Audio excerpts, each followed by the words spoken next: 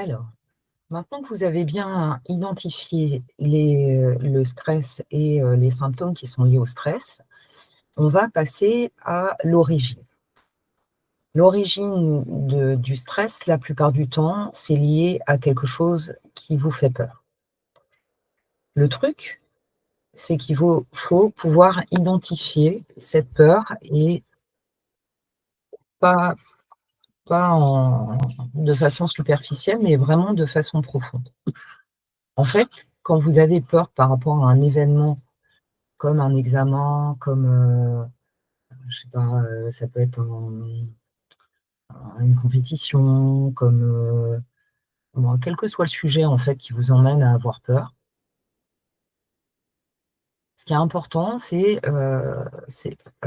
important pourquoi? Parce qu'une fois que vous avez bien identifié pourquoi, en profondeur, ça va vous permettre de pouvoir travailler dessus. C'est pour ça que, c'est important de l'identifier. Les peurs, elles peuvent être de différentes origines. Ça peut être des origines de ce que vous avez vécu étant enfant, c'est-à-dire, alors on va revenir aux blessures, des traumas que vous avez vécu enfant, où vous avez ressenti de l'injustice, de la trahison, du rejet, de l'abandon et cetera, ou le fait de ne pas être soutenu. Voilà, ça peut avoir cette origine-là et vous pouvez, très bien, quand vous êtes en examen, ça va toucher la confiance en soi, donc vous dire: «Ah là là, je suis pas assez bien, je suis pas assez forte ou je vais pas y arriver». Si vous avez toujours entendu: «De toute façon, tu es trop nul, tu vas pas y arriver», forcément, ça va pas vous aider à avoir confiance en vous et donc forcément la peur va s'inviter à la fête. Ça peut être le premier sujet. Le deuxième, c'est aussi les histoires que vous pouvez vous raconter. Heu, Souvent, j'entends, «Je suis trop petite, je suis trop vieille, je suis pas assez sportive». Heu, Toutes les histoires que vous pouvez vous raconter et qui vont vous limiter en fait, ou qui vont vous mettre un frein à ce que vous voulez réaliser. Ou, parfois il y a aussi dans ce que j'entends dans les problématiques que vous pouvez rencontrer, c'est parfois aussi, et ça on n'en parle pas souvent, c'est la peur d'y arriver.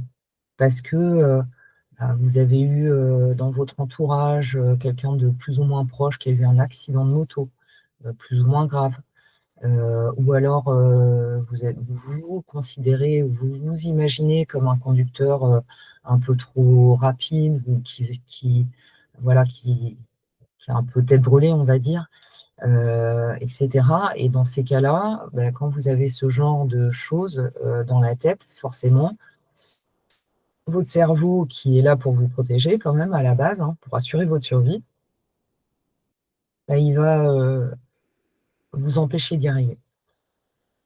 Qu'est-ce qu'il peut y avoir d'autre? Ça peut être aussi le fait de vous sentir désaligné ou parce que vous choisissez de faire le permis moto aussi, pas pour les bonnes raisons. Pas parce que c'est une envie, vraiment profonde chez vous, mais parce que, vous le faites pour faire plaisir à quelqu'un ou heu, voilà, ou pour prouver quelque chose. Ça peut être ça aussi. Vous avez différentes raisons qui font que vous pouvez avoir peur, ou parce que, vous avez passé plein d'examens, à chaque fois ça s'est mal passé, ou parce que vous avez passé votre permis, voiture, ça a été compliqué, parce que vous êtes neuroatypique aussi, ça peut être une raison, qui va entraîner de la peur, parce que vous êtes pas à l'aise avec, par exemple, tout ce qui est théorie ou, l'apprentissage, par la lecture, par exemple pour les fiches ou pour le code. Parce que vous êtes, pas à l'ai vous êtes, dyslexique par exemple, donc c'est plutôt les atypiques, parce que vous avez des soucis de concentration. Tous ces éléments-là peuvent entraîner le fait de ne pas vous sentir, heu, à même de passer votre permis, et peuvent entraîner des peurs au niveau de l'examen, parce que, il y a une question de jugement. Il y a une autre raison aussi qui peut entraîner la peur et qu'on ne connaît pas, enfin, dont on n'a pas conscience, c'est que, l'être humain est un être de groupe.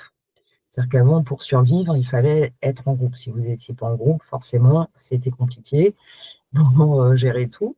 Et donc, quand une personne était exclue du groupe, bah, ça entraînait une mort certaine, quasi certaine. Et du coup, aujourd'hui, en 2025, à l'heure où je parle, on a toujours cette peur qui est une peur primitive, qui est la deuxième peur après la peur de la mort, qui est de se faire exclure d'un groupe. Et tout jugement entraîne nécessairement cette idée on peut potentiellement être exclu du groupe. Donc la peur du regard de l'autre, du jugement de l'autre et tout sont très importants dans les peurs et elles ne sont pas souvent identifiées. Euh, voilà, bah, je crois que j'ai fait un petit peu le tour. Enfin, n'hésitez pas à me partager s'il y a d'autres choses qui vous viennent.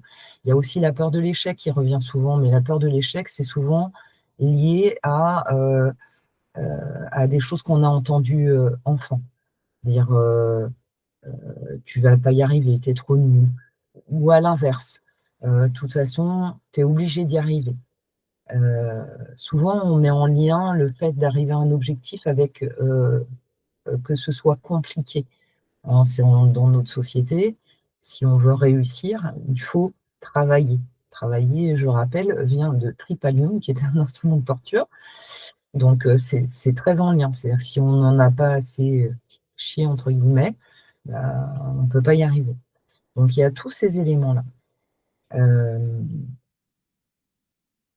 N'hésitez pas à me partager si vous avez d'autres choses qui vous viennent par rapport aux peurs. Il y a il y a plein de raisons particulières qui sont propres à chacun par rapport aux peurs. Il y a aussi beaucoup de choses qui sont en lien avec la valeur. Ça, c'est aussi un élément de ne pas avoir assez de valeur, de ne pas être su- suffisamment fort pour faire quelque chose aussi. Euh, voilà, il y a plein de raisons d'avoir peur et ce qui est important, c'est de pouvoir identifier. Donc là, je vous ai donné quelques pistes, il y en a d'autres. Mais voilà, c'est les principales, celles que j'entends le plus souvent passer. Donc, pareil, comme la dernière vidéo, notez ce qui vous vient quand vous pensez à votre objectif que vous voulez atteindre. Quelles sont les peurs derrière? Donc, peur de ne pas y arriver, peur de ne pas être suffisamment forte ou je sais pas quoi, de ne pas être à la hauteur. Voilà, quelles sont les peurs qui sont derrière cet examen et c'est une fois que vous les aurez déterminés, ça va vous aider à pouvoir les dépasser. Voilà, et ben je vous souhaite une bonne exploration et je vous dis à la prochaine vidéo.